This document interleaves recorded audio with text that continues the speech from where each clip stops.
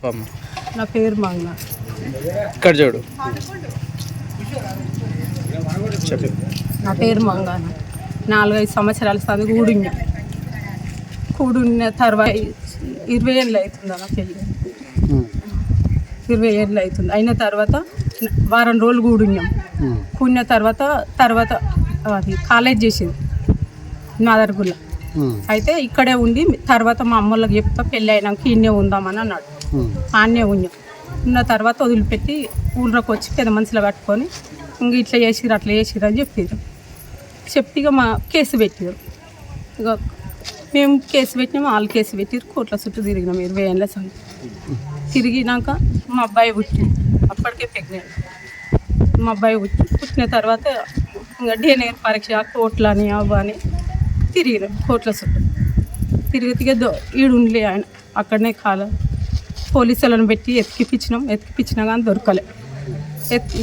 దొరకకపోతే ఇక కోట్ల చుట్టూ తిరిగినాం 20 ఏళ్ళ సంది. ఇప్పుడు ఇక నాకు ఓపిక లేదు, నేను తిరగడానికి లేదు. నోముల వంశీ అన్న నా పేరు. మా అమ్మ పేరు నోముల మంగ, మా డాడీ పేరు నోముల కృష్ణ. మా పరిస్థితి ఏంటంటే మా అమ్మని పెళ్ళి చేసుకుండు. నోముల కృష్ణ పెళ్ళి చేసుకొని వదిలిపెట్టిండన్న. దాదాపు 20 ఏళ్ళు అవుతుందన్న. 20 ఏళ్ళ నుంచి అసలు మమ్మల్ని చూస్తలేడు, చేస్తలేడు, వెళ్ళిపోయిండన్న. అక్కడ నన్ను ఇప్పుడు ఓడి చూడాలన్న. మమ్మీకి హెల్త్ బాగాలేదన్న. మమ్మీ రేపటి నుండి చనిపోతట్టుంది. ఎట్లా కావాలన్న నా పరిస్థితి? ఇన్ని రోజులు అంటే మా మామలు చూసిరన్న. మా మామలు ఇళ్ళకాలం అయితే చూడరు కానీ ఇప్పుడు నా బాధ అదే అన్న. నన్ను మా డాడీ నాకు భూమి వద్దు, ఆస్తి వద్దు, అది ఏమొద్దన్న. అన్న కొడుకాన్ని ఒప్పుకోవాలి, నాకు కులములో తిప్పుకోవాలన్న, అంతే. నువ్వు ఇక చిన్న చేసుకున్నట్ట నా పెళ్ళి చేసుకొని నేను అప్పుడు పుట్టలేదు. పెళ్ళి చేసుకున్నాక వెళ్ళిపోయినట్ట. పెళ్ళి చేసుకొని ఇంట్లోకి వెళ్ళిపోయినట్ట. మళ్ళీ వారం రోజుల తర్వాత వస్తాను అన్నాడంట. సెకండ్ మ్యారేజ్ మళ్ళీ చేసిరన్న. ఆయనకు సెకండ్ మ్యారేజ్ చేసి ఒక కొడుకు ఒక బిడ్డ అన్న. ఆయనకు ఇక వాళ్ళనే చూసుకుంటాం కానీ మమ్మల్ని చూస్తలేడు అన్న. అసలు ఏడన్నా మాట్లాడలే అన్న. కోర్టు నడుస్తుంది అన్న. కేసు నడుస్తుంది కానీ ఇంత న్యాయం లేదన్న. 20 ఏళ్ళ నుంచి తిరుగుతున్నాం అన్న. 20 మెయింటెనెన్స్ ఇచ్చేది కానీ ఇప్పుడు దాదాపు 2 years అవుతుంది అన్న. 2 years నుంచి మెయింటెనెన్స్ లేదు, ఏమొద్దు నాకు. ఆయన మెయింటెనెన్స్ వద్దు, ఏది వద్దు అన్న. 2000 ఏమో ఇచ్చేదన్న.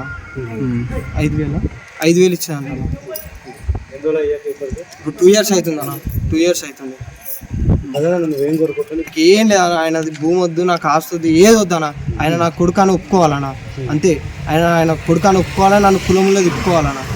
అయ్యలేని బాధ నేను ఇన్ని రోజులు చూసి హాస్పిటల్లో దోమలు కొట్టుకుంటావు అయినా ఒక్కనే. అమ్మకు బాగాలేకుంటే క్యాన్సర్ వచ్చింది, అమ్మకు బ్రెస్ట్ క్యాన్సర్. ఏం చేయాలన్నా? నేను ఎక్కడ పోవాలి? నా బతికి ఏం కావాలి? అమ్మకి ఏమైనా అయితే అదే అన్న నా బాధ. ఇంతవరకు గవర్నమెంట్ స్కూలే చదివినా. ఫస్ట్ ప్రైవేట్ స్కూలే చదివినా, తర్వాత గవర్నమెంట్ స్కూలే చదివినా.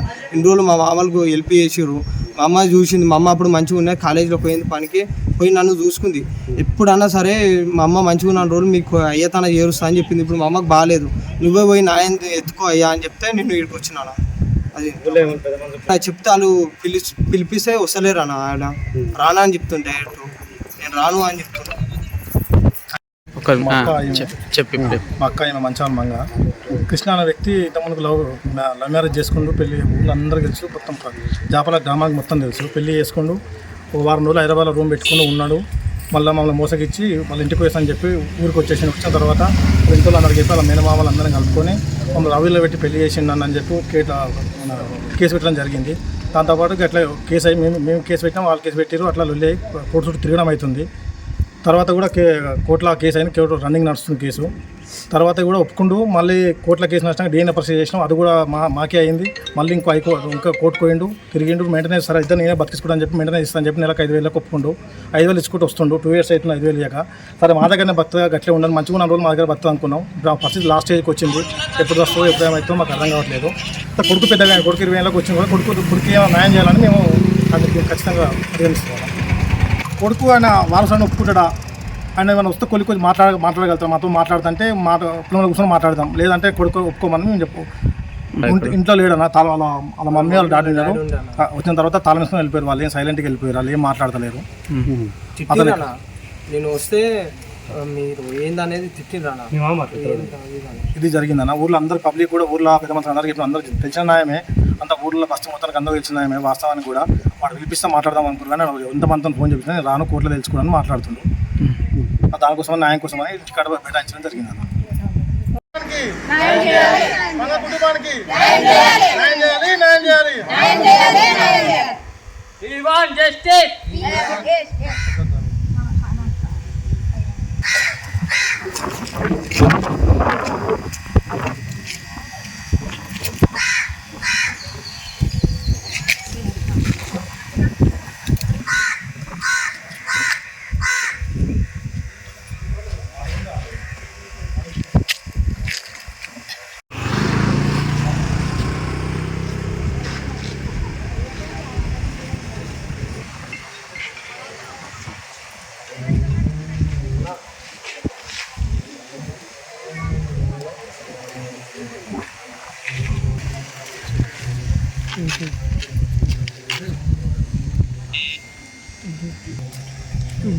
పెళ్లి కోసం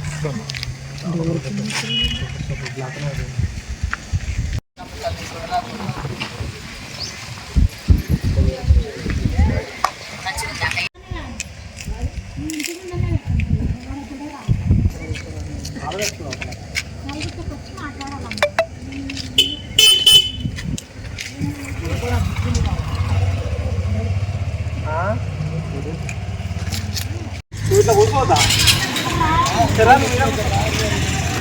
తీసుకో